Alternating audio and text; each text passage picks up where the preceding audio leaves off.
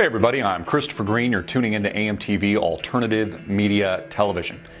Vladimir Putin to go nuclear on U.S. sanctions. This very serious, very controversial report, I'm sure, but I'm going to get into the hard-hitting facts of what's just happening right now with the economic war. The U.S. attacking Russia, aiming to demonize Putin, his government to potentially oust Putin, the rising East, his relationship with China, and what the real Cold War is focused on today. Before we get started, check out our sponsor, Conflicted the Game. Get multiple decks, choose from multiple decks, and learn more about your opponent, their survival skills, and how they would react and act in a worst-case economic collapse scenario. Great stocking stuffer. And also check out Vintage Founding Fathers playing cards. Get them all today at the link below at conflictedthegame.com. So what do I mean by Russia going nuclear? As a result, and in reaction to US-based moves, this economic war that's being fought digitally, technologically at this very moment against Russia. We've seen this manifest over the past few months with the US and Western media positioning Russia as the demon in Ukraine.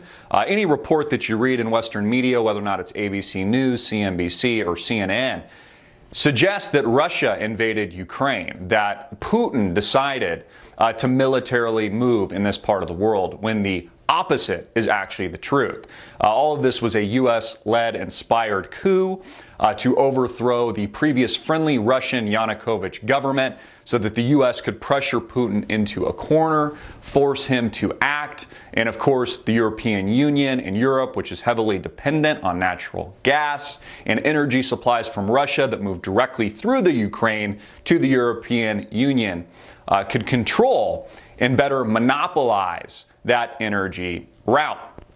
As a result, the U.S. has even positioned Putin and certain conspiracies, like the downing of Flight MH17, accusing the Russian government of shooting down that plane, even though there is no evidence, and there is a lack thereof of evidence to support that that was the actual truth. In fact, satellites show, released by numerous sources online, that the new government in control of Ukraine, inspired and a puppet of the West, had actually been flying jets behind the aircraft at the time of its downing, making no sense and not justifying an attack on Putin and his government. But as a result of all this and these failed false flags, these failed attempts to demonize Putin, even though the dumb shit sheeple that consume the mainstream media largely buy off on it, because it's failed to inspire the real war and the real retaliation that the United States wants to justify the new war, they have since implemented severe economic sanctions on Russia's economy, collapsing the ruble overnight. Over the past few months, it's lost over half of its value, and on Tuesday, it lost a stunning 20%.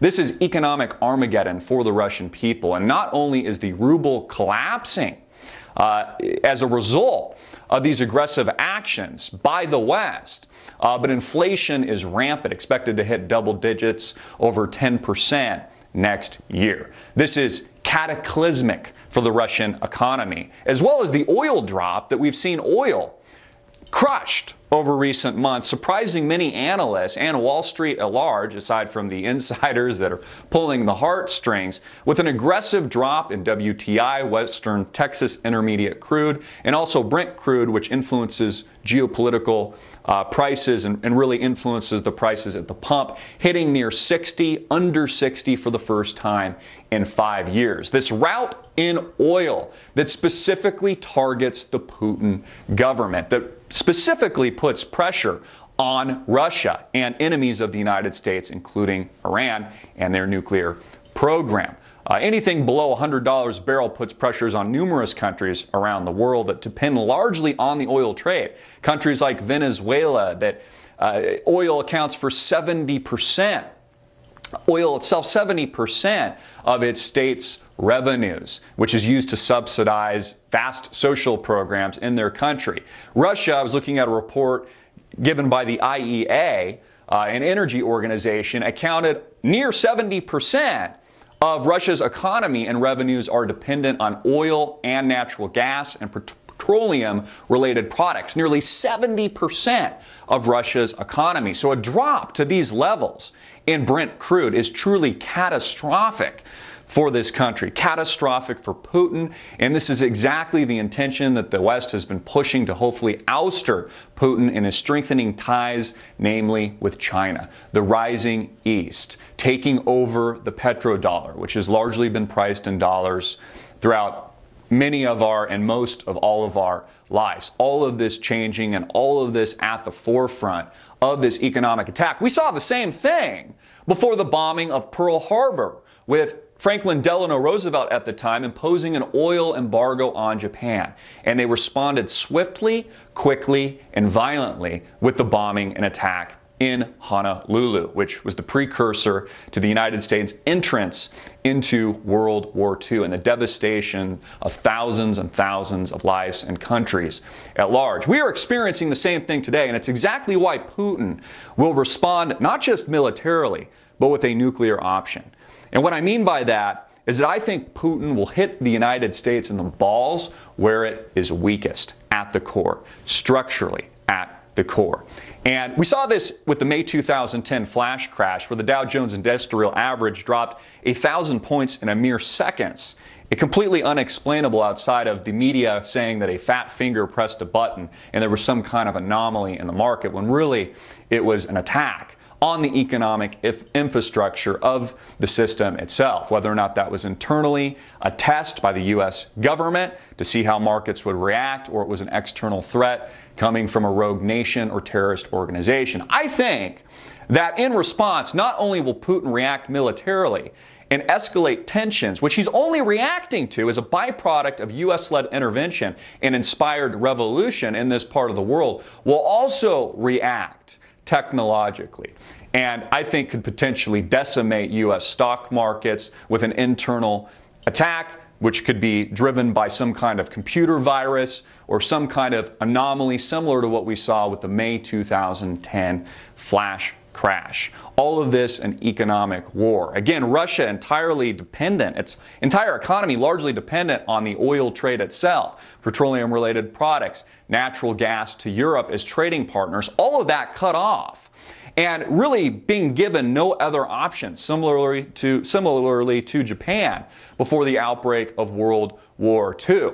They have some $400 billion currency reserves that they can use to stem the bleeding a bit for some time. They've risen interest rates to 17% from 10.5%. Compare that and contrast that to 0% interest rates here in the artificial economy that makes up the United States, and super leverage and the derivative markets here on Wall Street. They can do that for some time, but in order to really stem the bleeding, they're going to have to go nuclear. They're going to have to react with a nuclear option, militarily, and I also believe technologically. And I think that the Russian people will be behind Vladimir Putin, because I think people are waking up to the fact that it's the United States hanging on to its last semblance of economic power as it crumbles to the ground, as Rome once did, due to excessive spending, an $18 trillion plus egregious national debt, countless wars overseas that have only been continued